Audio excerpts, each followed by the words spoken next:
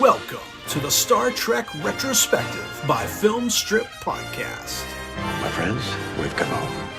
Our host will boldly follow the voyages and crews of the Starship Enterprise. It is not logical. These podcasts will be spoiler-filled as we discuss the plots, characters, and themes of the Star Trek movies. Neither believe nor doubt. Now, on with our show. Make it so.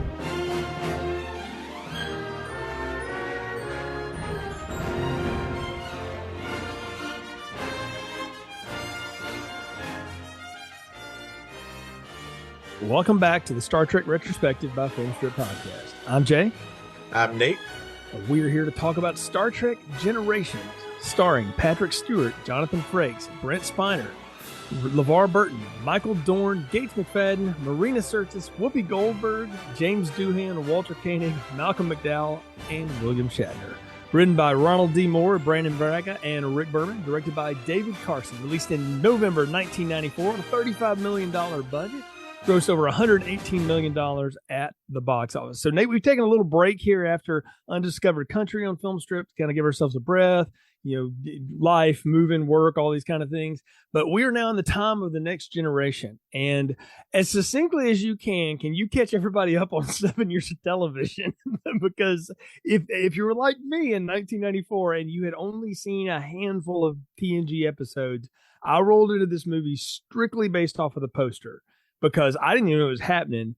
I saw the Picard face and the Shatner face, and I was like, oh, I'm in. I don't know what this is, but I am there. And so I went in almost blind to it. So if you can, catch everybody up on how we got from the Next Generation to the movies. So Next Generation, we are, after Star Trek 6, when Star Trek 6 came out, it was actually near the end of Generations TV series. Generations ended in 94, and then the movie came out later that year. So it was time. It was time to pass the baton, but they also knew that 7 years later, Next Generation takes place 75 years after the end of Star Trek 6. So there's still a large bit of time in there, and there's little known about what happens between here and there, aside from a few episodes of Next Gen. But you see a change. You see the Klingons now the friends, or now the allies of the Federation. You see a lot newer ships. You see it's back to exploration again. They've explored further into the Alpha and Beta quadrant. There's a lot more going on. The technology has improved. You've got holodecks. You've got an android sitting on the bridge. You've got Klingons sitting on the bridge now. It's a whole new ball game. It's a whole new time period, whole new ball game, and Picard was purposely meant to be somebody not like Kirk. He was supposed to be more of a diplomat, more of a true leader, not a, cowboy running in where angels feel to tread kind of person, but somebody who will always find the diplomatic solution to get out of things, even though he has the most advanced ship in the fleet.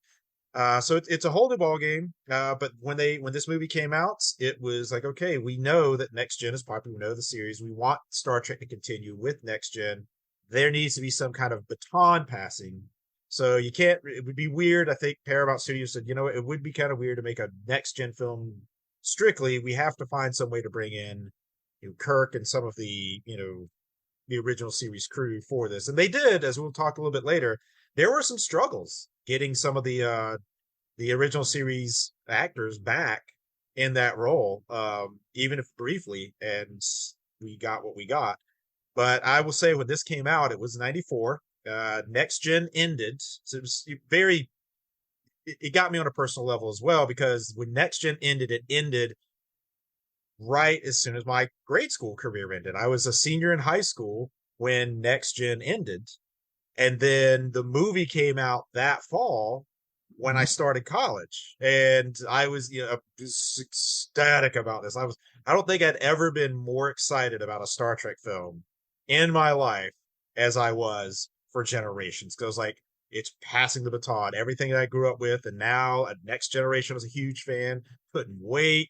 Oh, I was so excited. So I can't wait to dig into this.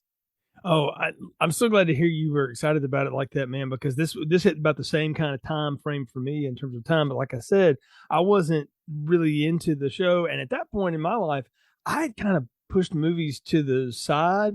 I was really into music. I was playing in bands and trying to do all of that kind of thing. And I, wasn't spending as much time thinking about movies or watching movies and stuff like that. So it took something for me to go to a theater and see something. But again, the strength of the poster was enough to get me I just got to see how they do this, because that's supposed to be so many decades later, and and I'd seen enough of the TNG to know that the dynamic was totally different. And we'll talk about it here, but it's one of the things that I've always actually liked, having now gone back and watched a good bit of TNG, is the relationship between Patrick Stewart and Jonathan Frakes, and the way he calls him number one and all that. That's very like submarine language. I grew up on submarine movies. My dad's a big submarine guy, so it's the captain and the XO, and having that relationship is, Kirk never really had that, he had his right hand people and his best friend essentially in Spock, but Kirk was never going to defer to anybody, and I think too, the dynamic of the cast and the crew. I mean, they have an empath on board who's basically like a counselor to all of them, and to keep them all sane, which is a great idea. And then the doctor's female this time. There's a totally different dynamic on the show. You got Worf, like we say, you got LeVar Burton, who plays Geordi, who we all knew from Reading Rainbow and stuff, but he's blind. He's got the visor. They make a big deal out of that in this movie, and then you have the android. So I think everybody had like their favorite character to lock into, and then everyone hated Wesley Crusher. Oh yeah. And it's interesting that you mentioned that, Kirk's dynamic with his closest, McCoy and Spock, those were his best friends. Yeah. So when he needed counsel, those were his best friends. When they did shore leave together, whenever they were on shore leave, they were together. Like, those were his pals. They were his longtime best friends. Picard didn't have that.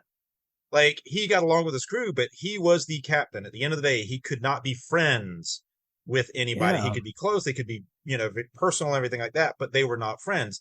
And it was very apparent, like, you really saw this, the final scene in the final episode of Next Gen, where in All Good Things, where one of the things that a lot of the crew, except for Picard, did, they would sit around and play poker in Riker's quarters. That was the thing, that they were friends. They all hung out. They did things together, and they would play poker as a sort of like a, we're not on deck now, we're going to spend time as friends. Well, Picard never did until that final scene of the final episode, and hey, all right, can I join you? And it was the first time ever, because the reaction was, oh, is there something wrong? When he walks in the room, he's like, do you need us? Do you need one of us? Everything okay? He's like, no, I just want to play cards. So you really see that different dynamic there.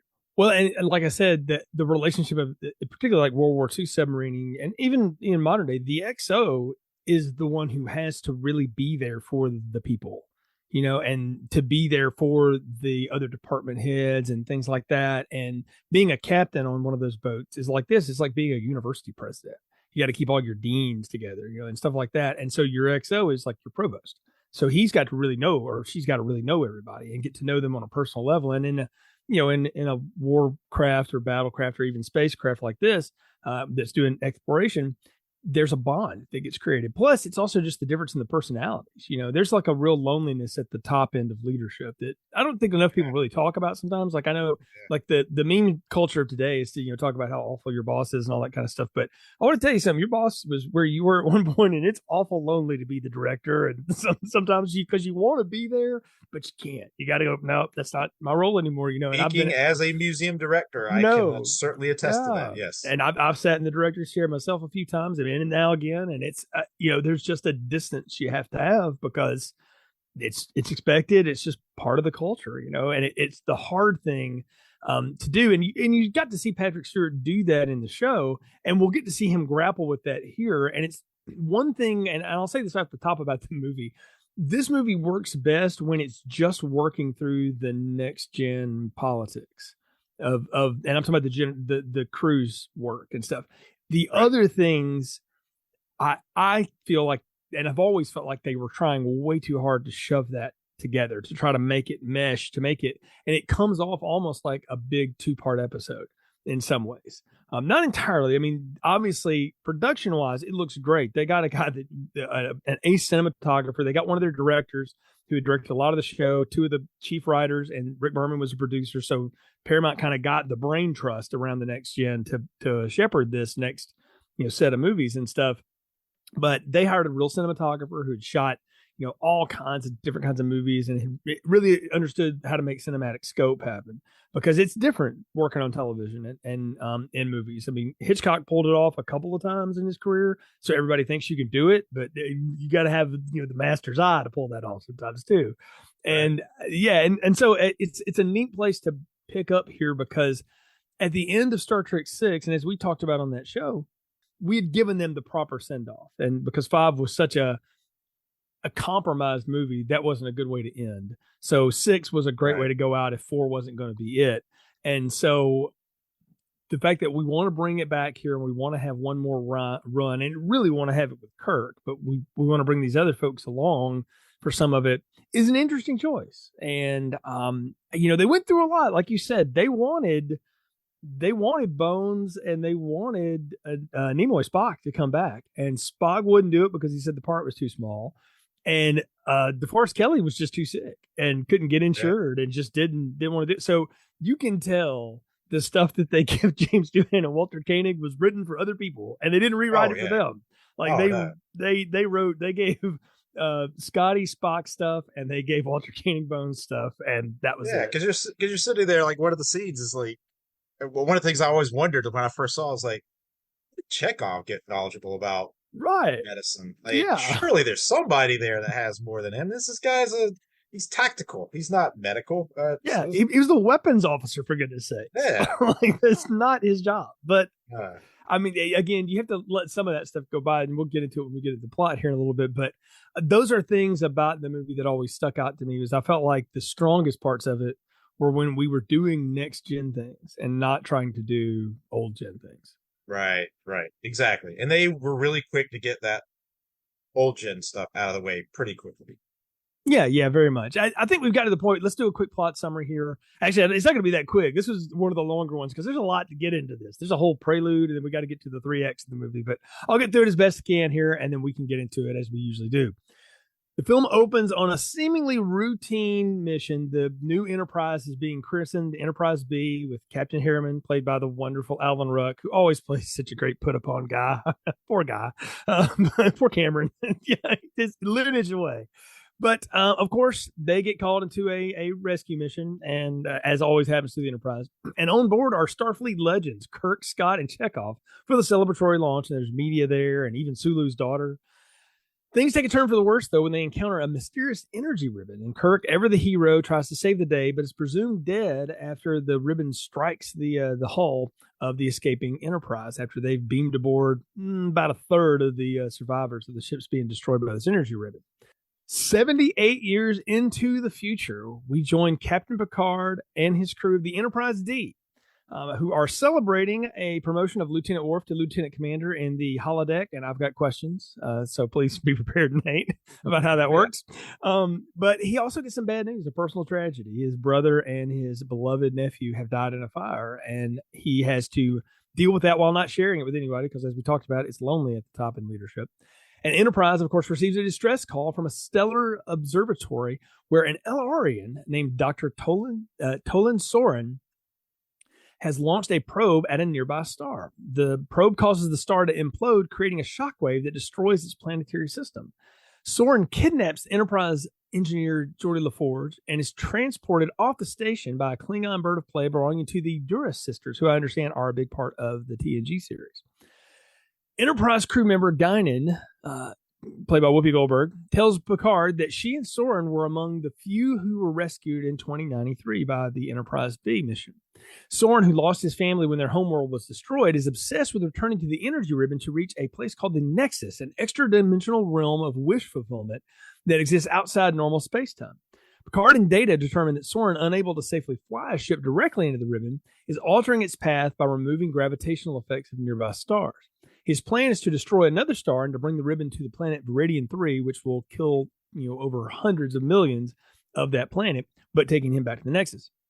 Picard offers himself to the Duras sisters in exchange for LaForge, but insists on being transported to Soren directly. LaForge is returned to the Enterprise and unwittingly exposes the ship's defenses through his transmitting visor device. The Duras sisters attack. The Enterprise sustains critical damage, but of course Riker and company turn around and destroy the bird of prey by triggering its cloaking device and firing and when the shields drop. When LaForge reports that the starship is about to suffer a warp core breach as a result of the attack, Riker evacuates everyone to the forward saucer section of the ship, detaches it, and separates from the engineering section as it blows, and the resulting shockwave sends the saucer crashing into the surface of Viridian 3. Picard fails to stop Soren in time from launching that probe, and the resulting destruction of the Viridian star alters the course of the ribbon, and Picard and Soren enter the Nexus before the shockwave destroys everything on Viridian 3, including the Enterprise. Picard finds himself surrounded by his idealized family. Children, his brother, his nephew, an adoring wife, all at Christmas time. It's almost like Christmas Carol, the very end of it, which is a Patrick Stewart reference for everyone who needs it. But he also realizes it's not real. It's an illusion. And he finds an echo of Guinan left behind in the Nexus. And she sends him to meet James T. Kirk, the one other person that can help him reverse these effects, who's also safe in the Nexus. Kirk is initially intrigued by the opportunity to atone for past regrets in the Nexus, but he realizes that it lacks the danger and the excitement of his real life.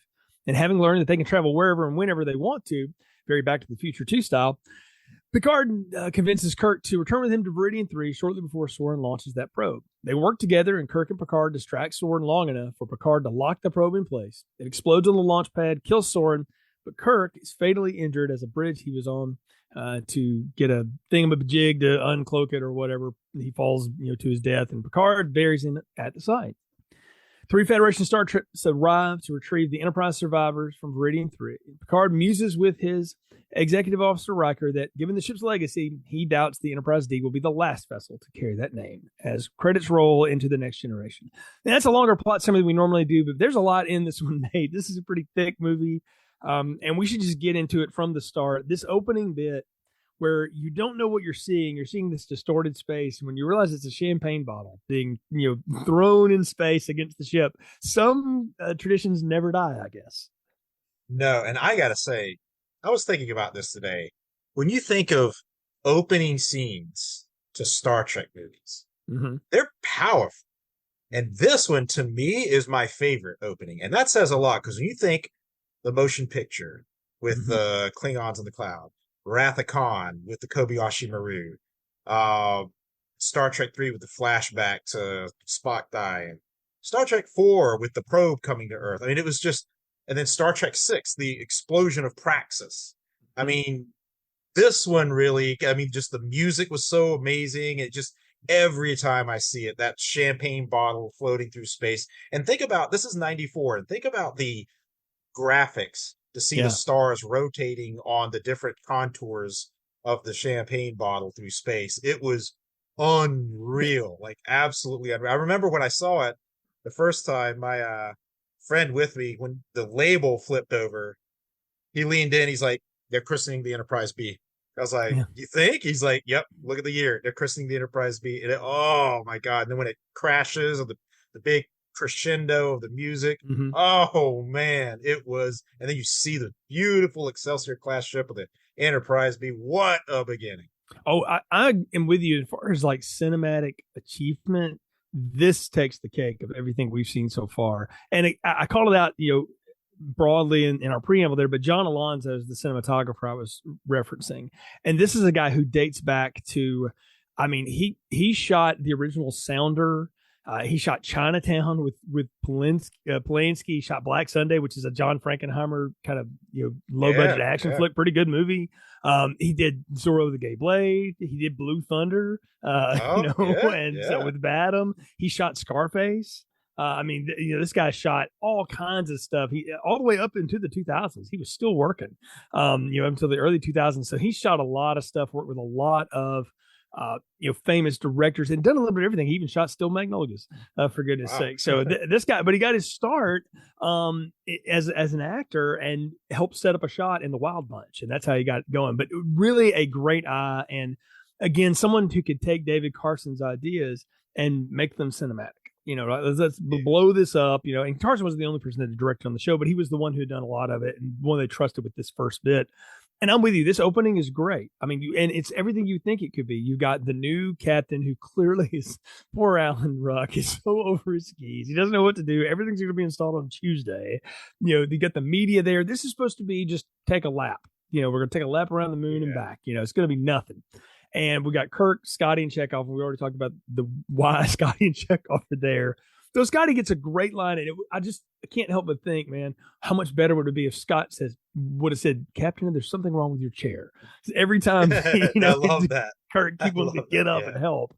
And I did laugh at that. So I was like, that's pretty good. And I'll give Shatner this in this. I don't know how much he wanted to be back for this. Not a lot had been said, not that I found, but I feel like he is giving this a very earnest performance of why am I here still? Because I think at some point you would feel like, why am I still hanging out? Like I haven't really done anything with this in a long time. This is not my place anymore. I also have a real thing that, man, the Federation really held it over him. He never got re-promoted to Admiral. He never got that pay bump again, Kirk. That's going to suck in your retirement. Well, I'm sure in retirement, but also he didn't want it. He realized after Star Trek 4, he's like, I think at some point they make you have it. Like at that point, yeah, yeah. At that point, and I think I wouldn't be surprised if you look at some of the novelizations that in between Star Trek 4 and this is that he never anytime they were looking at promoting him back to Admiral, he probably did something extremely reckless. It's like, you know what? Oh, we're gonna keep you as captain right now. You're not ready for the chair. So he's pulling whatever Tom Cruise is doing in Maverick to still be a captain at that point. Yeah, he's doing the same thing. But it is interesting. There are some theories that John Harriman, the reason he got the command of the Enterprise B was because he graduated top of his class. Mm-hmm. And I think Starfleet was looking at hey, we want the smartest person in the room to be on here. And some of the crewmates, some of his crewmates were people he went to, who actually went to the academy with him. And so it was whenever the crises happened, all of a sudden, he's very smart. He was probably very good at engineering, but when it came to actually I don't know what to do now. He's not so much he's very a logical person. Everything worked very, very well whenever there were simulations. But this is not a simulation, and there's no simulation for this. So suddenly he's immediately thrown in what's supposed to be just a little wrap around the solar system. Which, side note, when the Elorian ships were in danger, how were they the only ship in range? That's what I want to know. There was not a single ship in space dock? There wasn't anybody at the Utopian Planitia shipyards? I mean, nobody? It seems wildly convenient that would be happening. I think I needed, and goodness knows this movie did not need to be a minute longer. If anything, it needed to be 15 minutes shorter. But they needed to have something where that ribbon was coming through Earth's path. That would have made sense. Because then we really raised the stakes up. We're like, oh, we're sending these guys because we've got our best guy ever on the ship too. I almost think that, and maybe they could have even dropped that line of somebody comes up to the captain and go, they're sending this because we've got Kirk here, or whatever. They know we've got the ringer here. Right. I mean, that it's been better. That would have been better. Even at the end of his career, Mariano Rivera could strike people out. Oh yeah. so he's kept him around for that. And he didn't exactly go out a champ, but you thought, he was close. And so when you got your ringer, you go with that. I just took it as that, but I'm with you. It always seemed like the same convenient, it's always the Enterprise. It's the only ship around. Everybody else is too busy to do anything. So, but that also kind of, I think it played because most people in 1994 would know Alan Ruck as Cameron from Ferris Bueller 8 years earlier. So him being put upon by someone above him is not a far stretch. And I think at this point he had moved on to Spin City and he's had a great career. He's done a lot of good stuff, but he's almost always played that friend, or that side man. Even in Succession, he was kind of the goofy. He was the oldest brother, but he was always making the dumbest decisions, and he also never had any interest in running the Empire. He was just I'm just kind of free. I like being free to do my own thing without any pressure. He's the less dangerous Fredo. That's what he is. Yeah. Yes, he is. That's what he is. But of course, we get the urgent, mission. They've got to rescue these people, and it's a good bit by Scotty to try to beam them aboard, right? Because Kirk's you get them close, beam them aboard, do what you can. He got 47 out of 150 or whatever. That's wow. That's some Yeah. stakes, you know. But again, we don't know who any of these people are. It's just like the gravity of like, oh gosh, that sounds horrible. We saw a couple ships blown up, you know. And then when Kirk, for like a second, lets Harriman go to try to fix the, you know, whatever wires out of place or whatever. It's the 24th century, almost the 24th century. You don't have droids. I mean, Star Wars had droids to do this garbage. So Yeah, well, I don't think they really did. They didn't really have anybody to do the. They didn't, but I was watching this. My wife brought that up. She's like, "Where are the droids?" I was like, "Wrong franchise." So, but I thought the same thought. I was like, "You don't have like a disposable thing to do that?" But okay, he almost lets him go, and then he realizes like, "No, this is your ship. Let me go do this." And also, this is probably the more heroic thing. So let me go do this. Right, exactly. What I find wild about this is, for half of this movie, Kirk's prophecy about himself is true. Is that he always said, and you said it in Star Trek V, is that he always knew he would die alone, and he was alone on that that panel when it got hit by the ribbon. You know, they basically are reversing the polarity of the front deflector shield so they can blast and get away from the thing. You know, whatever, it doesn't matter. but it's a cool idea. We've seen them do that kind of thing before. It's not something weird, but it takes some re-engineering. You can't just flip a switch. And so the fact that he springs into action, and when they go to look at the hull, and it's being shielded by the shields or whatever, but it's still torn away, and they're like, "Oh gosh, was there anybody in here?" And Scotty's like, "Yeah, he's like, yeah, Kirk was here," and they all know it, and it's like, wow. I mean, and I'll tell you, Nate, I remember in 1994 going like, wow, they're just gonna blow Kirk up in front of us like that. Wow, I had no idea. Again, I had seen a trailer, I had no clue he was going to come back in the third act, and so because I should have known, but I didn't, and so I thought, wow, this is wild. Yeah, no, it was. I mean, you knew it wasn't going to kill him, but it was still a little emotional when, like you said, when Harriman comes down there and Scotty and Chekhov, like, oh my God, you see this gigantic hole in the ship, which again, amazing graphics. And then at the end, when the ship is going away and you see just how small it is compared to the size of the ship, and the sad music playing. Can you imagine being John Harriman and the rest of your career after that? Your first day on the job, and you killed Kirk, the greatest captain that Starfleet has ever seen, on your command. And also having to deal with like, what if I would have gone down there? I would have been dead. He would have needed a Counselor Troy very badly at that moment. Oh yes, very much so. Maybe that's why they started installing. So because that was such a. It was just such a big moment, and it's not even, the first act at this point. We're just in the opening. It's the opening 15 minutes of this movie. And it's just, wow, we have really thrown things off. We've also introduced our villain very quickly. We don't know he's the villain, except for the fact that it's played by Malcolm McDowell. And that's almost always a clue that person is up to no good. And he has, I got to tell you, I don't know what they gave him, how they got him to do this. But I feel like this is a place where Malcolm McDowell kind of turned in his career and decided, I'm just going to play the uber arch villain as archy as I can for the rest of my life. And he pretty much has. And he's always been kind of a bad guy, but he played bad guys, I should say. But he's so good with like that gash on his face and that, wild hair. And his eyes are always bugging out and stuff. I knew, I was like, well, yeah, Malcolm McDowell's going to be a problem later in this movie somehow. Oh, yeah. Well, then, we've got all that wrapped up. And then first thing you see is we're back with the next gen crew, and not where you think they would be at all. Because it makes you wonder. That scene is like, wait a minute. How I thought this was supposed to take place like pretty soon after that last episode. Like, why are they on a ship in the middle of the ocean?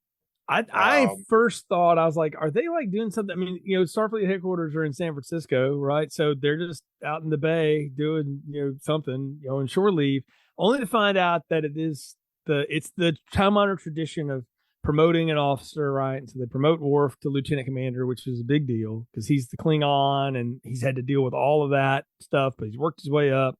And, they call him out for all of his bravery and going above and beyond and all that stuff. And then they make the mistake, or was it a mistake? We don't know, to, pull the board out from under him where he had to walk the plank, Like, and number one, that's retract, not remove. plank. Yeah, which it was good comedy. Yeah, but I was sitting there going, I was like, how's there water in the holodeck? I don't understand the rules of the holodeck, Nate. Please explain.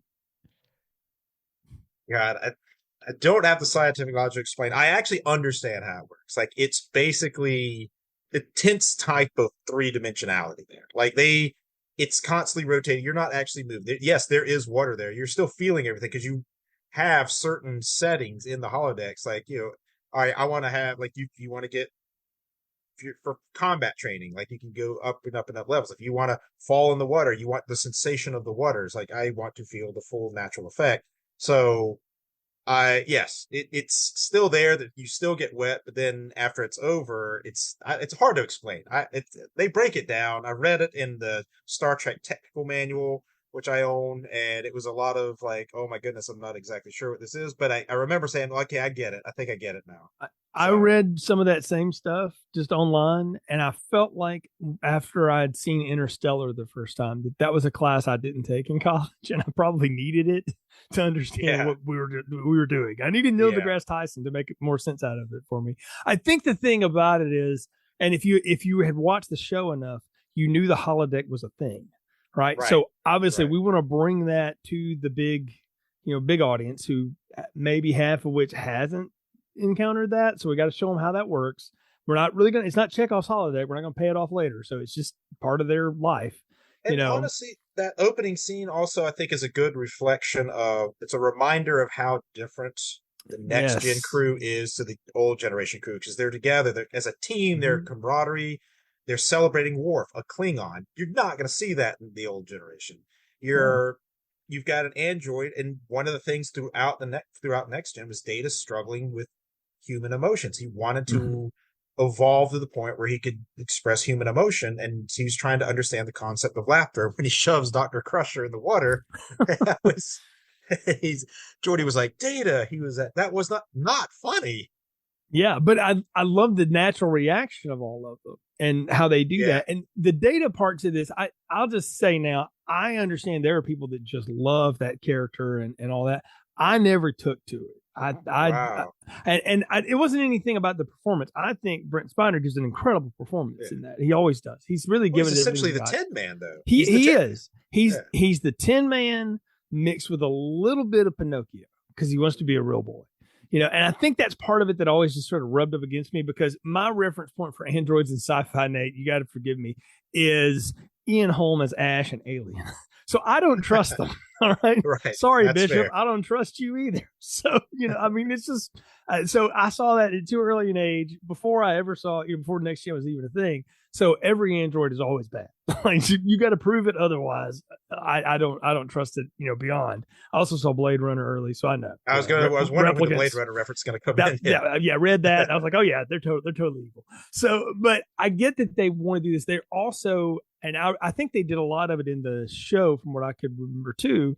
They put a lot of the comedy on him being the fish out of water all the time. Because everyone else is a little serious. Worf's very serious, Picard is super serious. Riker's not so much, but he is too. He's kind of fierce. He's he's actually a throwback to the old gen in a lot of ways. Right, I think. He is. Like he was the ladies' man too. Yeah, he kind of feels like Kirk. He's just a big tall Kirk. There was an episode with Riker. There was an episode of Next Gen where they wake up and all their memories are gone. They can't remember who they are. And that's when Riker, he's getting it on with two different women. He's getting it on with Troy and he's getting it on with Ro. And then when the memories come out, I was like, oh, wow. Okay. That's, but one of the things with Data, yes, he was some comedic relief through Next Gen, but some of the most dramatic episodes you will see involve Data. Like when he created his own daughter and when he was on trial for his humanity. I mean, I think that's why so many people clung to Data, because yes, he could have that comic relief, but he also gave you some of the most intense dramatic moments where his humanity was questioned. What does it mean to be a living being, conscious being, and what's the concept of family? And it was, the Data's daughter episode, I still get emotional anytime I see that. It was just so intense. I also remembered that like the whole emotion chip and him not to be able to handle it and stuff was I felt like that just left such an imprint on this movie, and it's actually Yes. not that much of it. It's a part of it, but it's Right. only in like 3 big scenes that you see it where it really comes through. And I think the best one is when they're going back and they're trying to get Jordy off of there, and he's so frozen in fear he can't act. Yeah. Which, you know, and Yeah. and you know, then later when Jordy is telling him like it's fine, that's what people do. We get scared. It's okay. I mean, that I liked the fact that they obviously had a very tight rapport with one another and were very close. And I think you're right. This is a great way to introduce us to them without putting them in the same element that we're used to them in. We see how they all interact with each other, how they're very close to each other, but we also get a very important moment to how detached Picard is to the rest of them when he has to be, Right. particularly when it comes to his personal life, because we don't see what happens until, you know, much later where that gets revealed. You just see it flash on his face. And Patrick Stewart, the thing about him that has always amazed me is he plays this. I mean, he plays that part like he's such an academic, but if you've ever seen the man, he is absolutely ripped. He's Mr. Clean. I mean, he is. It's just a jacked dude. Now, next to Jonathan Frakes, who's a foot taller, he's never going to pass it. But he's a ripped dude. He's like Hugh Jackman. You know, I mean, he's just but he just see that he holds himself in like this little professor line. Right. You know? There's a couple of Next Gen episodes where you see that. There's one with Starship Mine where he's stuck on the starship, but he's in catch. And then when any episode where he's on Risa, you're like, dang, dude, really, man. Well, I think the next movie they even go shirtless Picard, if memory serves. Sleeveless Picard. Sleeveless Picard. So we'll get the gun show next time. But in this time, we're seeing him deal with personal tragedy, and he's very succinct. He's not rude, but he's very just keeping it by the book with his people. They get called in to go, hey, we got to go check out this, distress call. Okay, we'll go there, take care of it, and then he's off the bridge and he just hands it over and he's like, don't you want to do? Nope, I got it. Go, you go, and he just says, do it. And he just walks away. And that's when they know, like, okay, serious. And so Riker goes, talks to him, gives him his report and says, is there anything? Nope, not at all. Thank you very much. And I give Jonathan Frakes a lot of credit here for knowing how to play this. Is like, obviously there's a lot of history there. They got 7 years of television together, this, and he's giving us a shorthand of like, okay, I know not to push it. All right. Yeah. You'll tell me when you want me to know. He even says, is there anything else I can do for you? Like that sort of like, he knows that's the hint he's dropping. They say, no, that'll be all. Thank you. And he's like, okay, I'm not going to push because he knows. Yeah. And there's only one person that could, we'll see a little bit later. That's going to bring up. But yeah, they arrive at the Amargosa Star. I mean, Troy knows something's up, but she also, if you notice, she's waiting. Yeah. She has to wait for the right moment. Because again, there's that respect. He's not Kirk. He is very much a leader. He is their boss. They will follow him through hell, but they also know that he's their boss, so they have to be very careful about how they handle the situation, delicate situation. Well, I also know it's part of her physiology that she can, tap into emotions and feel and read emotions and things like that. But she's a counselor. Any good counselor knows you don't confront the private person in front of the group. You go to them in private and you wait till they're ready, and then you let them just fall apart in front of you. And she did. Mm-hmm. When she did that. That hurt. Fine acting by Patrick Stewart. I mean, just some seriously fine acting. And then, I mean, when he just finally lets go and cries and tells about what happened to his nephew and his son, and that was the last Picard. There'll be no more Picards. They were the Picards, from hundreds of years ago, first Martian colonists and great explorers, and now there will be no more Picards. And then she's like, I'm sorry. And he's like, oh, that's all right. These things happen. She's like, it's not all right. These things don't happen. Yeah. It's okay to, The fact that he tries to compartmentalize it as a leader would do, as the ultimate leader would do. He's like, well, okay, we got a mission. We got to move on.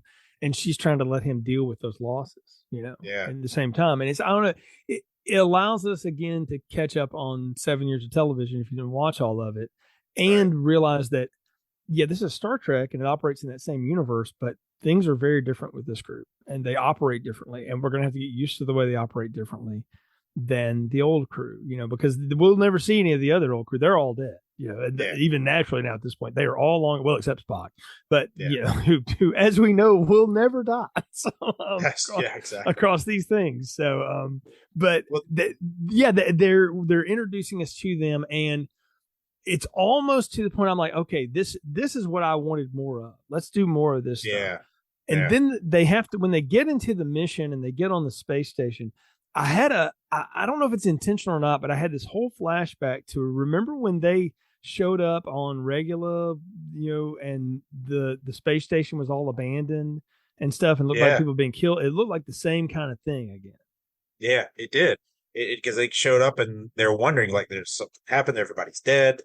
And then they find out, it's like, oh, these are disruptor fires. So that narrows it down to 3. It's either Romulan, Klingon, or Breen.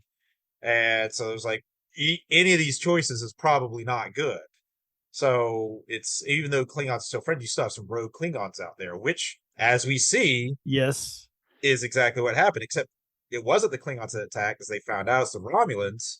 Mm-hmm. And they're like, okay, that's, of the 3, that's the worst scenario. Like, why are the Romulans in our space attacking our space station? What are they looking for? They're clearly looking for something, and they had no idea. And that's when they find out, and then they're looking for that tritium element, which is more or less antimatter in some way, or it can be mined into antimatter. Trilithium that basically breaks down the chemical properties of star and makes it go into supernova automatically. Hold on to that, because we're going to come back to that MacGuffin in this series. Oh yeah, we will. So we'll spend a lot of time with that again. But and so will Dan Brown and Tom Hanks in a movie that we'll probably never review, but maybe we should as a side part of this. But and consider what you do for a living; it might fit. But anyway, that's true. Yeah. Who are these sisters, though? Because I have to say, I don't think I ever encountered them in any of the shows I watched. So knowing who these sisters are, I will say that's the one part of the movie that I think you have to have seen multiple episodes for it to make sense and for you to understand why they're doing what they're doing. Because you're thinking, like, wait a minute, aren't the Klingons and the Federation friends now? They are. So in the series, there was the Supreme Chancellor of the Klingons passed away. And so there was a power vacuum. And everybody was going to rally around Gowron, but the House of Duras wanted power. And they developed a plot to kill members of the Klingon High Council, including soon to be coronated Chancellor Gowron. But to do so, they knew they were powerful. They knew they had some allies, but not enough. So what they did is they made a secret deal with the Romulans.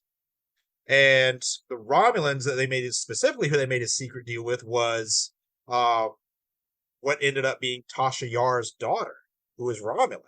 So it was that was interesting, because they were very close to doing it, and then they were discovered. Their plot failed. They were discovered that they had partnered with the Romulans, and the House of Duras was basically just outcast from the Klingon Empire. They were persona non grata. After that, like, you were done, you were gone, your house was stripped of all your titles. And so they're still out there. Those are the 2 sisters that are still like, hey, one day we want to claim the Klingon Empire. The best way to do that is to find some weapon. That's when they meet Soren, who's working on this weapon, the trilithium torpedoes to destroy stars. And imagine if they had that kind of power to basically destroy stars and hold the Klingon Empire hostage. Like, okay, we're going to take power, or we're going to destroy multiple planets and billions of people to do so. So that's who the sisters are. So they're very, very dangerous, but they're basically animals backed into a corner because their resources are nothing. The Romulans have nothing to do with them. In fact, the Romulans were the one that came looking for the trilithium they stole from them, because they provided that to Soren to create his weapon.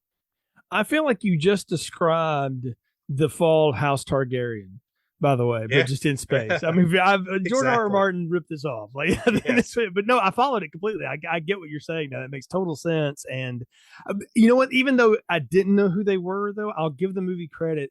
I knew they were bad news. They came off like Christopher Lloyd's band of rogue Klingons in Star Trek 3 a little bit. I'm like, okay, fine. They're those people. Maybe they're part of Christopher Plummer's lineage too. They got General a little bit Chang. of that. Yeah, Yeah, General maybe they're Chang. part of General Chang's people. So, but yeah, I got it. I mean, I followed it for what it was, and I thought they did a good job of setting them up enough that I knew who they were doing, what they were going to do. Like that was fun.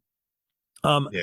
It's time to talk about Whoopi Goldberg here, because I think this is so neat that, she just wanted to be a part of a Star Trek universe. This was a thing, much like Eddie Murphy used to want to do this and stuff like that. You don't think about them being like these big sci-fi nerds, but they both really are. Oh yeah. And it's Very much so. fun. And they would, Eddie probably would do it today if they would ask him again, especially now. But I thought it was neat to get her in this, because this isn't long after Ghost, man. She won an Oscar. She was in, and she had already been in stuff and had been pretty popular. And now she was really getting to do stuff. Yeah, and it was great to see her in this. I mean, she genuinely loved the role, and she and Patrick Stewart have a great friendship.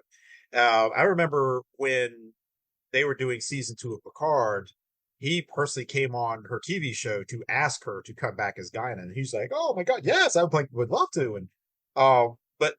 And she embraced the role. I think she liked being that character. It's sort of the wise sage but also mysterious. But a little side note here: one of the original ideas in the script with Guinan is that her ability, basically her gift of insight. It was originally going to be written in the script that the whole gift of insight that she had wasn't because she was Elorian, but because she had been through the Nexus and had come back from the Nexus, and her race, her physical characteristics of her race, allowed her to take something back from the Nexus and have lots of insight into people, more so than a lot of people. It hits in one of the episodes, yesterday's Enterprise, where the Enterprise C comes through, and then all of a sudden the timeline changes. She's the only one to say, "This isn't right. I can't tell you why, but this is definitely not right. We're not supposed to be here. We shouldn't be fighting this war." She was the only one to say, "None of this is right. We're supposed to be a ship of peace. We're supposed to be children on the ship. Tasha Yar is supposed to be dead. I don't know why. I don't know how, but I know this is right." And apparently that's where she was supposed to have gotten her abilities from, was the Nexus. I love this idea, though, that there are two people still alive, which, and presumably others too, but there are these two people that go back 75 years, to when James Kirk died. And everybody knows it too. They talk about like the Enterprise breeze where James Kirk died. Riker says that. And I'm like, oh, so this is like a known thing. I was like, well, yeah, I guess it would be if the greatest captain of all time went down. It'd be like if, God forbid, Bill Belichick, stopped a terrorist attack at a Super Bowl or something, and we lost him that way or something like, it'd be like that, right? Yeah. And so I love how she explains the Nexus, and it's a lot of data dump, and I don't mean data. I mean, it's her, right, doing the exposition, but it's done so well. And again, I think you can tell that her and Patrick Stewart have rapport with each other as people, and beyond just the set, but clearly they understood how to operate as characters. And I love the fact that, Kirk was the swashbuckler kind of guy, step in the bar, Western, shoot 'em up guy, right? He was that guy to go in and, kind of, half cocked and ready to rock, whereas Picard's much smoother, he's very suave, just kind of, I'll give you another example. If Kirk is James Bond, he's Sean Connery or Timothy Dalton, whereas Picard is very much Roger Moore. And I mean like smooth. Yes. And a little Pierce Brosnan too, so. but very smooth, very suave, you talked about how they want Harriman to be there, the smartest guy in the room. Picard literally is the smartest guy in the room every time he walks in. It really is. Which is wild. And that's what makes it so good, though, when he is encountering these things. And every time he deals with each of his people differently. He deals with Worf differently, he deals with Riker differently, he deals with Data differently, and Geordi differently. He knows how to, like a good captain would and a good leader does, he knows how to attach into what they're going to respond to. And he knows what'll get Guinan to talk to it as well and give him all this information. And I love that she tells him, if you go in the Nexus, you're not going to want to come back, because it's everything you want. It's, the way they describe it, it's the greatest trip you could ever take, and I'm like, it's like Total Recall, but you don't come back, or whatever. It's that wild sensation of just everything you could ever want, wish fulfillment wise. And the fact that he's willing to go, I can withstand that, lets you know how strong a constitution this guy really has. Oh yeah, no, it really is. It's going back to before we get into the Nexus, because you're going to talk about strong constitution. You're going to see once he's in the Nexus just how that's all tested out. I will say probably one of my favorite scenes in the movie is the explosion of the Amargosa star and the effects. And you see the shockwave coming out, and it's just like you have to hurry up and get out of there. And then the bird of prey decloaks, and all of a sudden, Picard's like, "What? What is that doing here?" And they just bolt out. Now, one of the things you'll see with the bird of prey is they used, to save some money, they used a lot of scenes from Star Trek 6. Yeah, I noticed that. When the bird of prey leaves, it's the same scene from Star Trek 6, as you'll see later when it explodes. Same explosion scene from Star Trek 6. The reason why the director was hired was because he says, "Are you sure you want me to direct this? I've never directed like something with this big a budget." They're like, "You don't have that in movies. This is not a big budget. Mm-hmm. You're used to directing TV with limited budgets, getting the most bang for your buck, and getting it done on time. So You're the perfect person for this." So, but that explosion was great. And then they get out of there. Geordi's captured, and then again he's, as we'll see, the prisoner exchange, Picard for Geordi, and yeah. So let's talk a little bit about that. Well, I want to talk about what is Malcolm McDowell's best scene is when he's with Geordi. Which I wouldn't have thought of it, but watching it back this time, I'm like, oh, this is where he really is like doing some action shit. Like this is Malcolm McDowell like really going like, okay, I know this is kind of all mumbo jumbo, but we're gonna have a little fun here. And him and LeVar Burton clearly figured out a way to do that, because Geordi without his visor is blind, as we know, right? And my thought was always like, is the 25th century, whatever this is, like, they can't give this guy fake eyes. And I love how Soren throws that at him. He's like, "What's normal?" And I'm like, no, I love that. I love that about him. He's like, no, I don't need, a replacement. I'm fine with what I've got and the tech around me. And plus, it makes everything else about me, better. It's who he is. And I don't know. I just thought there was something neat about that. And there was always something neat that the Next Generation had a character like that in it. That you're promoting a character with a different ability. And that, I mean, talk about avant-garde in the late 80s and the 90s, we weren't doing that, man. Like not unless it was an after school special. Right. And that I will say, he was beloved in the disabled community, especially those who are visually impaired. Like they're like, yes, these are the things we can do. Like we don't have to have perfect vision to do this. There are a lot of people out there that can do these things with these abilities. And he was just a champion for all of that. And I think they love that. And having the visor, I think, really, really resonated with so many people. And not just his character, but like you said, also, this is in the 24th century. There's still people that have these types of abilities still around. So it's not like, technology is going to erase our identity.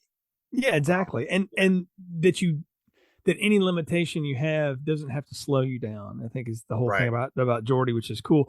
Plus, LeVar Burton is just cool. And he's very smooth, but he's also very confident, very smart. He never gets scared. He's also jacked, by the way. I need to do some more push-ups now looking at him. But I love that Malcolm McDowell is just doing the evil henchman, James Bond villain thing, to Bond reference again. In this, going like, oh, that's just too bad. He's just, I love the whole scenery there because he's playing with the visor and you don't realize until you have watched this first, but he's not screwing with it for no reason. He's basically turning it into a spy tool. Like, okay, fine, I'm going to send you back because that's probably how they're going to play this. And okay, fine, we'll get some inside intel on this, because I don't think he cares anything about these Klingons. They're just a means to an end for him. Oh yeah, at this point anyway. Exactly. But he's their ride. He's basically their ride at that point. Like they're nothing more than just a ride from point A to point B, so he can get his experiments done. Yeah. So he's gonna throw him a bone. Sure, whatever. But even they know they have no chance against that starship in a fair fight, and so that's why they got to fire Cloak. But I don't know, I like the whole thing there, and I love how Picard again being ever the leader, much like Kirk. Like fine, trade me for him. We can do that, and that's not the first time that's happened. Picard had done that a few times. I remember that on the show, and it I think it speaks to how much confidence he had in everybody else that he was going to leave on that ship.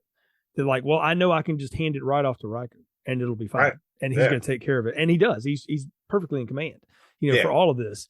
And the way he's able to get down there, and when he encounters Soren, and he's playing with the rocks, trying to figure out how to get through the force field and all that stuff. I mean, there's some good Picard stuff here to get to that point, and to get Geordi back, and you have that moment with him and Data where they can reconcile a little bit. I thought all of that played really, really well, and this is where the movie really has found its footing at this point. I'm like, we're popping, we're moving here. And in the back of my head, I'm going, how does Kirk get back in this again? And I had forgotten that they fail at this. Yeah. Right. Yeah. And it reminded me of something I saw recently that said there's like 3 points in Back to the Future 2 where Doc shows up at the perfect time to catch Marty on the DeLorean or to, pull him out of something. And the fan theory of it was that Marty McFly has died 3 times and Doc Brown has seen it. So he's gone back in time to right before that. So he knows where to be. And I'm like, wow, that is dark. Makes sense. And it kind of works. Yeah. And I thought, wow, we're doing, but we're kind of doing the same thing here. It's that we're actually going to see this not work. And what would that look like? And you talk about that star explosion, that looks amazing. The fact that it gets dark like that, and then that way that energy ribbon comes across. I mean, we're talking about a movie that's 30 years old as we're recording this now, and it looks great. The effects still looks tremendous. So amazing. I mean, even and then right before the Nexus shows up with the whole, and then all stellar cartography where they're trying to track where the ribbon's going. Oh my goodness. It was great. To see that. It was great. So right before the ribbon arrives, and they finally, the Klingons figure out the shield harmonics through looking through Geordi's visors and start, here's this puny, out-of-date Klingon bird of prey. Completely been decommissioned for years, and suddenly it is just kicking the Enterprise's butt. I mean, it's just firing torpedoes and shots through the shields, tearing holes into the ship all over the place, and they have no choice. They're trying to get away, but as you see, yes, they are able to destroy the bird of prey. Well, because they are well led, and I think that's the best part of that scene is that when all the chaos is happening, and this is also my wife's other salient point. She said it's the 24th century and they don't have seatbelts, because they're always flying around. I was like, I don't think they thought they were going to go through that, but no, right, exactly. They have trapdoors to throw people though. Because that was a hell of a launch. That one guy that that explosion went flying over. Oh yeah, such good effects. It really was. I mean, again, for $35 million sounds like a lot of money. It is a lot of money, but not to make a movie like this. Not on the scale. And not in 1994. That wasn't a lot of money. I mean, a good Bond movie was 50 or 60. And had half the effects. But I love how Riker grabs everybody together and says, "Hold on a minute, we can figure this out. This is an old ship. Pull up the Worf, pull up the data bank on how to decloak that." And it's basically like he's got it like it's this one right here, because obviously they would have that because it's out of date. And I love when they turn it on, like they know they are screwed. I was like, "Oh, you are so dead," and they blow them to smithereens. It was awesome. It's sort of the same feel you get at the end of Star Trek 6 when the Enterprise fires out one torpedo and Chang's like, "Oh no." And it's the same thing. That torpedo comes down, and they look at each other like, "Oh, we're done." They're toast. And that tag team with Sulu's ship and the Enterprise blowing that one to pieces. It's the same kind of thing. But I love that they dispatch with them, but the damage is too good. So now we're gonna. I mean, talking about taking bold chances here. This movie has already killed Captain Kirk. All right, and we don't know he's alive anymore, so he's dead. We're about to blow up a star and kill Picard, and we're also going to blow the ship up. I'm like, man, we're starting everything over. Wow. I remember the first time I saw this, I'm like, no, they're not going to blow the ship up. They can't blow the ship up. There's no way they're going to blow the ship up. And they start evacuating. I'm like, well, maybe it won't blow up. Maybe they're just going to get away and it'll just be some damage. And the saucer section separates, which is amazing on the big screen. Amazing on the big screen. That looked amazing on the big screen. And then even seeing like all the holes in the ship from where the bird of prey hit it as it's flying away. You see the extent of the damage, and then the warp core blows. They can't get it far enough, and I'm like, oh my god, they are going to destroy the ship. And then the saucer section starts to go down, and then we have Data's most famous line. Yes, as it's going down. I remember the theater man. erupting in laughter because it is a funny moment to have the emotionless android now overrun with emotions to go, oh shit, because that's what everybody's thinking at that point. Oh yeah, exactly. As they're seeing them going down the planet, it's so and it is a great mix of CGI and practical effect for that thing to crash through that model like that. That crash landing looks amazing. A comparison point I would give you would be the crash landing at the beginning of Revenge of the Sith, which is pretty amazing looking, but it's not real. It's way better. Yeah. This is way cooler because it's partially real. And you've got the people there, and of course, they're all flying over because there's no seatbelts in space. And so they're going to survive that. But you think, okay, they've survived. But wait a minute, this movie's still, I know it's not over. It's only an hour and 15 minutes. What's going on? We're not done yet. And that's when you realize, like, oh, wait a minute. Are they really going to let this fail? And Picard fails. Yeah. He can't get him. And Soren launches that probe, and it's not, that didn't take long. Boom, it's there, it's over, and there's the ribbon. And it's like, we just blew everybody away. Everybody is now officially dead. Yeah, movie. as the ribbon's flying off with Soren and Picard, suddenly here's the shockwave, and you see everybody walking around on the hull of the Enterprise, and you see the shockwave just destroy the planet and kill them all. I remember I was in the theater with a friend of mine who was a Star Trek fan. He watched it. He watched several episodes, and we went to see it. This is my second time seeing it, and he was like, when he saw it, he's like, "Wait a minute, are they all dead? Like Worf and Riker and everybody?" I was like, "Yep, everybody." Are you kidding me?" And he looked at his watch. He's like, "There's like an hour to go in this film. What happened?"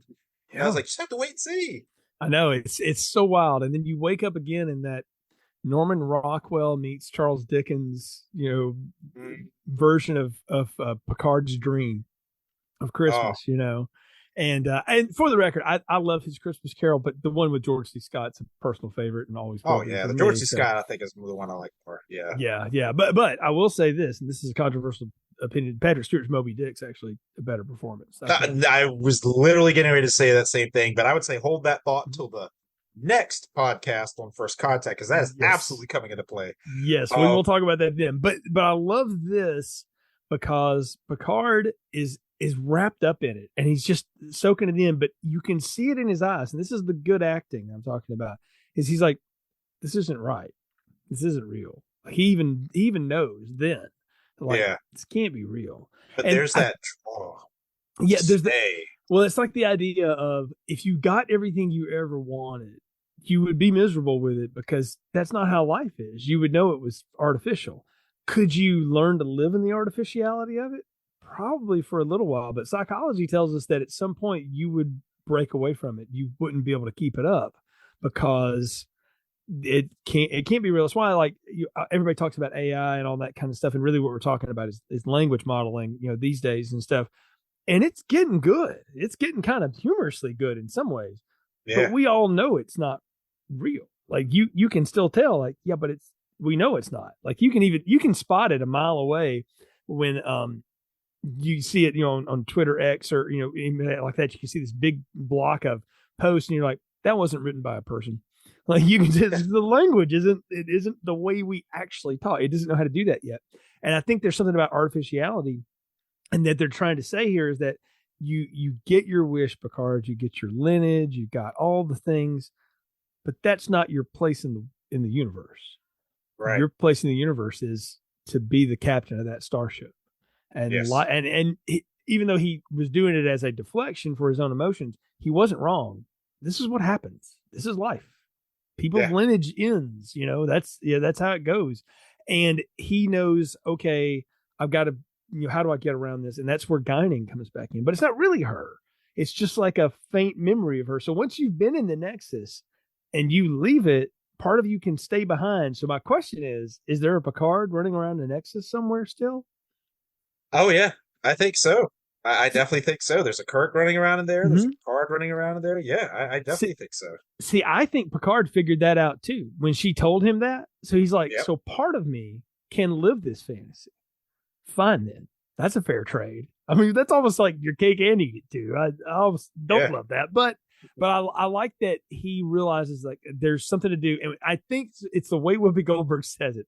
I know one person that might be able to help you. I was like, that's how they're going to do it, and of course we have to put Shatner in the most macho thing ever. He's around his horses that he loves, chopping wood, in his uniform, of course, and at William Shatner's actual house, actual farm, and on his actual horses, and with his actual dog. So, with his actual dog, yeah. So what you're telling me is Bill told him, I'll come to set for 2 days, and you come to my farm for 2, and we'll call it a day. So, yeah, pretty much. Then I'll go to your Weird Planet set, for a week, and fine. I still. The thing about this Kirk that I appreciate, because my fear was, they're going to try to shove this in there where somehow Kirk gets transported into the next century or whatever, and they have to work together and all this. And that's going to feel awkward and weird. And remember, I said that, by the way, when we get later in the series, when that might or might not happen again. But I'm like, I love the fact that they didn't do that. They're like, no, we're going to have this fantastical way to get him in this, but he's very much a product of the moment. He's just peppered in. It's not Kirk and Picard. It's really been Picard's movie for the most part. Yeah. No, it really has been. And when Picard pops in there, you can see the frustration again, the dynamic between two very different captains. You've got one who's like, we have a job to do. We got to get to it. We got to get to it right now. And the other's like, no, I'm trying to keep. He ends up trying to kid himself that he's trying to say, I'm done with Starfleet. I've given up too much. Where did it get me? It got me the empty house. When I retired, I got an empty house. Nobody there. So no, forget it. I'm not leaving. I'm not doing it. And I'm going to stay here. I'm going to tell Apollonia that I'm going to marry her, which originally it was written that it was going to be Carol Marcus, which would have been so much better. But Paramount, for some reason, rejected the idea. It was like, come on. That's like tying it all together there. Yeah, that would have been, because who the heck is Apollonia? So I'm like, who that? Yeah, exactly. It was, and then you see him go to the horses, which is like, this is even better because I love horses more than anything else. And then it hits him. And the one thing that Picard and Kirk had in common is they both love horses. Yeah. And we saw that in the Next Gen series, like Picard loved going horseback riding. He had his own saddle and everything on the Enterprise. So they, at that time, all of a sudden, Kirk is like, this isn't real. None of this is real. Like, he realizes it's not real. Well, he also realizes the other thing. This is the morning I told her I was going back to Starfleet. Yeah. So in his wish fulfillment fantasy is him going back to Starfleet. Yeah. It says a lot. I mean, it really does. Yeah, it does. It does. So, I mean, there he is. He had already retired. He was not going to have an empty house. And he made the decision to go back because that, in the end, especially after he's jumped that horse, he's realized, like, that was my true love. That was my one true love. That was me. It's, it was his fulfillment. Exactly. That was his fulfillment. And then that's when he leans into Picard. He's like, Captain of the Enterprise, huh? Thinking about retiring soon? And he's like, no, I had planned on it. It's like, well, don't let him promote not you. Retire. Don't get promoted. Don't take anything that'll take you away from that captain's chair. Yeah. Which is interesting because Picard, although he was committed to Starfleet, overly committed to Starfleet, and that relationships rarely worked. He couldn't have a family or anything like that. As we see later in the series, as he got older, being an admiral and being retired was something he enjoyed very, very much. Mm-hmm. So he's like, I think at some point everybody's done at some point. But I think what Kirk's advice to him is like, you're in command, you're in your prime right now. You don't realize it, but you are. You're not at the end. Don't let them talk you out of it the way I let them talk me out of it. Right, exactly. And I love that bit of rapport between the two of them. And of course, like I said, very Back to the Future too. They know exactly where they've got to go. They can go anywhere they want in the Nexus. So let's go right before he launches that probe. So everything else happens is like it did. The Enterprise blows up the bird of prey. They crash on the planet, but this time there's 2 on 1, and so Kirk can distract Soren enough to let Picard get a chance to mess with the probe. And I love how Soren's answer to that is. I love Soren's little gun, by the way it rolls over and shoots Oh yeah. people. It's very fun. But he like cloaks it for a little bit, and so Kirk has to go get the remote that's hanging on the drawbridge over the Grand Canyon, basically, at this point, while Soren's shooting at him. But he's got it enough to open it up for Picard to go and lock the rocket down. And Soren knows he's screwed. And I love how that's a great explosion too, man. It just vaporizes Malcolm McDowell into nothing.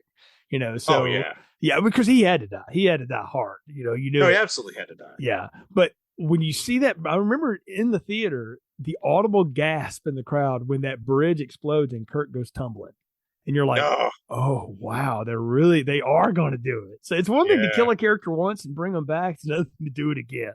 It's like, oh, that's brutal. Yeah, just to do it, like you're just like, really, like it was hard enough to watch him die the first time. Now you're telling me I got to watch this all over again? Ah, man, and then it was like more. And then you see him running down there, Picard running down there after it's all over, and Kirk's like, did we do it? Did we make a difference? And again, that was what Kirk wanted more than anything else. I just wanted to make a difference. Yeah. That's all I wanted to do. And I love that his last two lines, he's like, being a Starship Captain was fun. It's like, yeah, that was Kirk. And then that look in his face, like, oh my, like he knows he's dying. I'm like, wow. Yeah. And then just, oh god, that was rough, man. And then the fact that he's buried on this nothing planet, and he didn't die alone, but he is buried alone. And it's so like Kirk was half right about his life, but not entirely. But I mean, it's wild to think about because technically he died alone in the 23rd century. He just got brought back to the 24th for a brief moment to fulfill some things. But either way, he's nowhere anybody will ever find it. It's an unmarked grave. That was a hard one. I'm not gonna lie. That was pretty hard to see as somebody, because Kirk was my guy. He was my guy. He was through and through. And then to see him die, like every time I saw it at the theater, it just ripped me apart. Oh my god, it ripped me apart. To just know, like, this is it. That chapter of Star Trek is done. He is not coming back. And this is obviously before series and whole universes decide to bring back multiverse, where everybody has to do a multiverse thing now, and they're like, oh, we can actually bring it back. It's just like, okay, even like one of the Star Trek concepts for the Star Trek 4 with the reboot is to find a way for Chris Pine's Kirk to reconnect with his father, who died on the day he was born. I was like, okay, can we stop with this whole like they're dead? Can we just keep them dead? So back then there was no such thing as multiverse and this, that, the other. I was like, you know what? They're dead. Kirk is dead. It's time to embrace fully the next gen concept. Yeah, at some point there has to be like consequences that matter. Yeah. And I like the fact that they didn't completely reverse it, that no, Kirk did die. Like he has to die. And even though it's on one hand, I get it, from your point of view, it's like, oh, that's a lousy way for Kirk to have to go out and he's just out there in the middle of nowhere. I'm like, but that's kind of how a guy like Kirk would go out. The gunslinger goes, slumped out on his horse somewhere. It's you just don't know. And it's kind of the same way I felt at the end of Saving Private Ryan. When you find out Tom Hanks' character just dies in France, just for nothing. Well, not seemingly for nothing, but he just dies on a battlefield. And it's like, wow. And he's just buried. He's buried in France. It's like, wow. So it's a bit of a sports analogy for me too, because I grew up when I was a kid. We didn't have a professional sports team in the Carolinas, and John Elway was my guy. John Elway was my absolute favorite quarterback. Oh my god, I wanted to see him win as many Super Bowls as possible. And then we got right around the time of Generations, we get the Carolina Panthers. And suddenly we got a home team, and suddenly they're my favorite, but I also like John Elway. So I like them both. John Elway is my Captain Kirk of football, but the Panthers are my next gen of football. And then when Elway retires, like, he's not going to unretire. Like, that's it. He's done. He's done and over. And now I can embrace the Panthers. Like, okay, we're a Panthers fan. Elway's no longer on the playing field now. So it's kind of like that. Yeah, no, that makes total sense. I'm following it completely, and I love how the last bit with Picard and Riker talking about, I always wanted to sit in that chair, or whatever it is. Like, well, you get a chance, I doubt this will be the last Enterprise, and I'm almost like, it's almost a little too on the nose, but I think you have to have that to tell the people, like, of course we're going to get another one. Like, of course Right. we are. We can't not do this. How many times have they done this? Obviously, they've done this ship 4 times now, or Yeah. 5. So yeah, we're going to get it. So yeah, it's just hold tight. We're gonna do it. Yeah, we'll get there. They'll definitely get there. So yeah, it was I mean, seeing that ending was it was I hated to see Kirk die. I hated to see the Enterprise D get destroyed. I mean, if you don't get emotional when Data finds Spot in the wreckage of the Enterprise D, oh my God, it was that was emotional too. It was very nice. Yeah, And then it's like they get rescued, and you don't know what's going to happen next. I'm sitting there wondering, it's like, okay, now Kirk's dead. There is no Enterprise D. We have no idea where Star Trek is going next. I know they're going to make another movie, but what kind of ship is it going to be? Who's going to be on it? What happens now? and we'll find out as we get into deeper movies of the next gen. But where does this one live in the Star Trek universe for most folks? Because it is a different movie. It's a hybrid. Say this is, when you talk to most Star Trek fans, this one is, in my opinion, the most polarizing, because there were so many people who didn't like it. And I guess I could get it because Star Trek 6 was so good. And then First Contact, which came right after it, was so good. It was bookended by 2 of the greatest Star Trek films ever made. And this was supposed to be the bridge film. And I think that's, in more ways than one, it was the pass the torch, but it was also the bridge to the next set of just straight up next gen films and an even better film. And a lot of people didn't like it. I know a lot of, like, the buddy of mine that went to see it with when it was in the theater, neither one of them liked it that much. They, even in hindsight and years later, it's like, looking back, I really didn't like that whole Data thing. The humor was too much, and they really have to kill off the Enterprise D, and they used too many scenes from Star Trek 6. It looked cheaply made in some places. Like, yeah, but the effects are really good in others to make up for it. I like it. In my opinion, it is of the 13 Star Trek films, it is my 6th favorite. And I like it very, very much.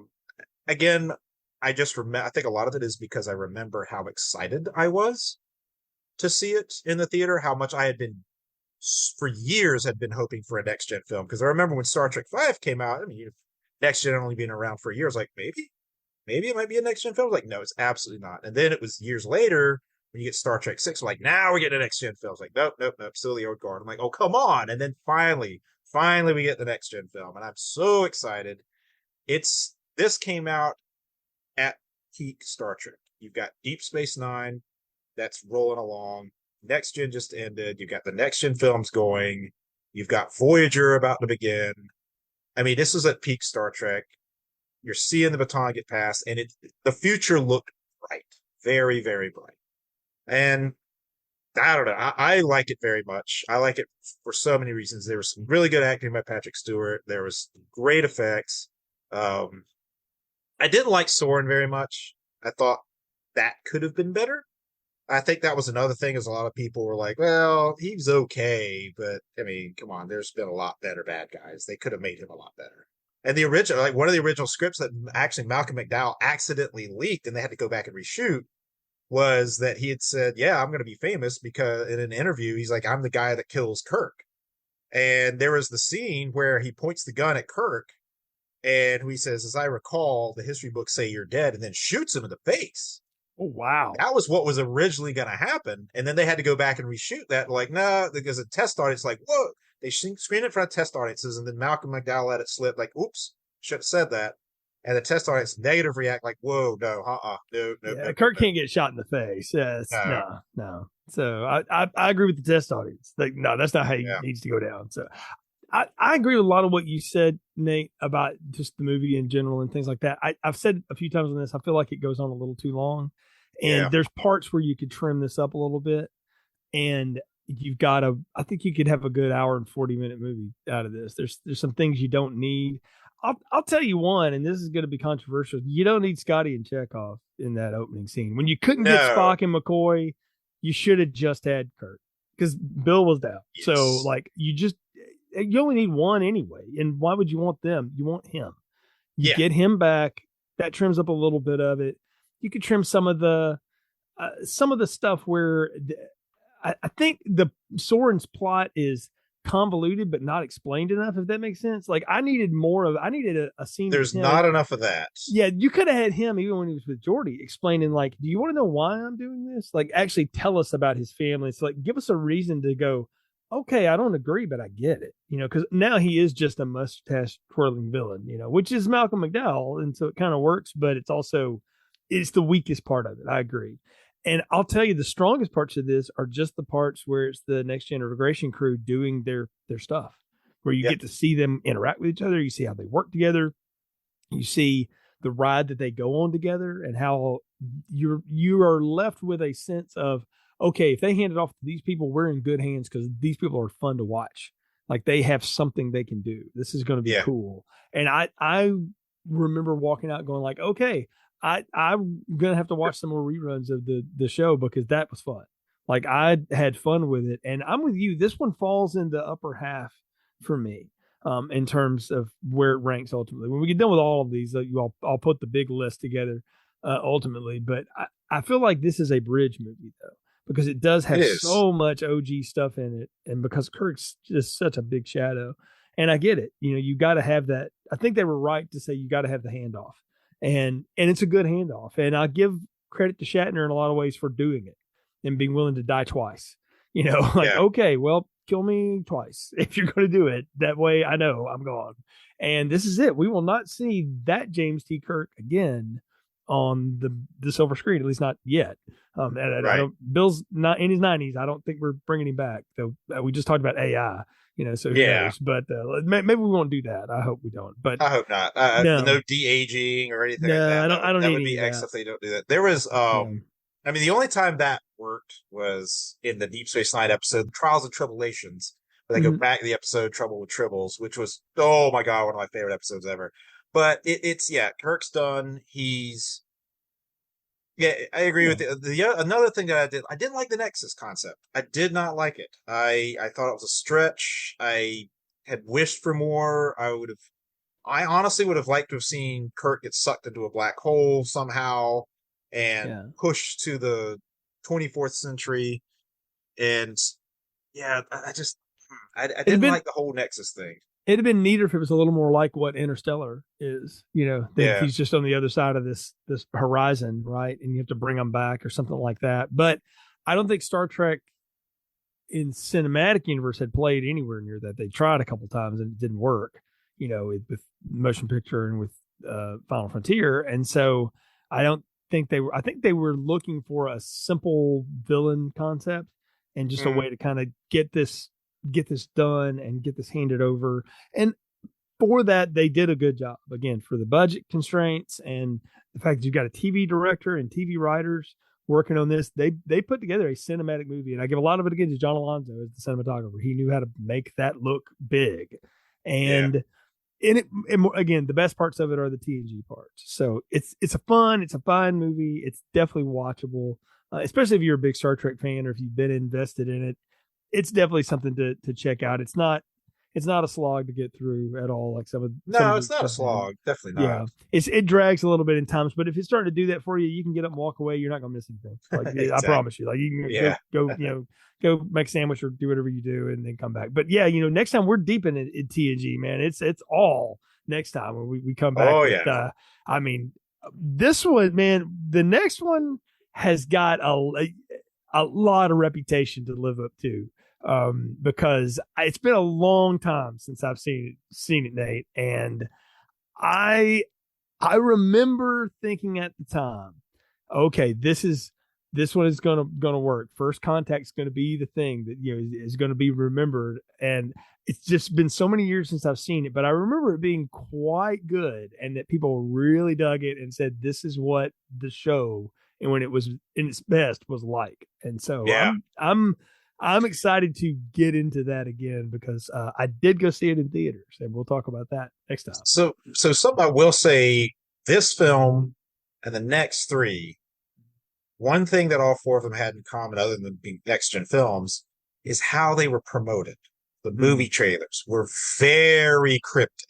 Yeah. You really didn't get any idea what was going on. And so for Generations in First Contact, it worked well, because even in the First Contact trailer, they still use like clips of the Enterprise D here and there. You're like, wait a minute, is that going to be the new ship? There's no, you do not see the Enterprise E at all. You see the new uniforms, and you know it's the Borg, but that's it. It's just like, you know it's the Borg, you know they're on a new ship, you have no idea what the plot's about, you have no idea what's going on, and they do that for the next four films, and it worked for Next Gen and First Contact, because Next Gen, you know this is the first Next Gen film, and you've got Shatner in there for something, Kirk's going to be in there, and how's that going to play out? Very mysterious. And then you've got, you know it's going to be the Borg, so you know it's going to be awesome, but the teaser trailer leaves nothing for you to like, oh my God, I have no idea, I got to go see it. But then it fails for the next two. That strategy fails miserably for the next two, because they're like, wait, who are these people? I don't care. Like, I don't know what this is. Just show me what the plot's going to be. Just give me an idea of where this is going to go. And that's when it started. Yeah, started going off the cliff at that point. But you're right. These next movies came out in a time when the trailer didn't blow it all for you, which I wish we would go back to that. Can I just say? I've had to work very hard to avoid Alien Romulus trailers before I finally got to see that movie. So I had to use a lot of mute and get up and walk away from the screen when it would come on, because I feel like they're giving too much away these days, and I didn't want to have that spoiled for me. So what's interesting is that when Star Trek Beyond came out, it came out the same time as the sequel to Independence Day. The sequel but both trailers gave you no idea what was going on, and just lots of destruction. And one of them, like the Star Trek Beyond trailer, looked horrible. I had very low expectations, and the Independence Day trailer looked great. And when I saw them both in theaters, like, wow, Independence Day space, this is horrible. Yeah. And Star Trek Beyond was amazing. So I say it also works in reverse. Independence Day's sequel knew they didn't have anything, and we're going to make sure you didn't know that until they had your money. Yeah, exactly. Star Trek Beyond, I don't think they understood what they had, and we'll talk about that when we get to it. But as it turns out, that's going to be a hard one to follow if they ever eventually get around to doing it. But you know what? We will get around to more Star Trek later on this year. So we've got more of these. We won't finish them all up in the year. This will carry on into next year, but that's fine, because we've got lots of fun things coming up here on Film Strip, as always. Nate, you're going to be a part of something very, very fun. We are getting real close to episode 400, and by the time this episode comes out, the voting will all have been done, but we have gone to the audience and gone internally here to try to come up with a movie to do for 400 that would really encapsulate us, besides just leaning into our trashy roots. So we try to have some fun stuff. So can't wait for that. That'll be the very first of 2025.